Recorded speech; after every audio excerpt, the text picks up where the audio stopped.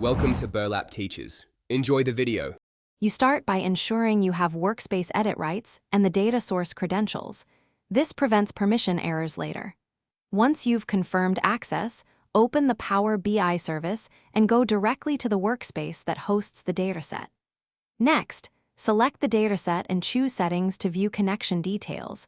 Make note of gateway status and current scheduled refresh. This approach saves time, because you're resolving access and connection issues before changing anything, so you can update safely and predictably.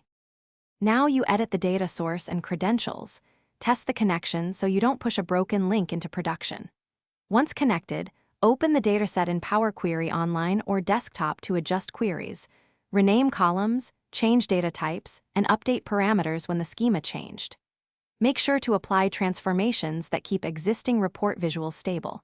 For example, map renamed fields to the previous names or create computed columns. After you finish changes, save and publish.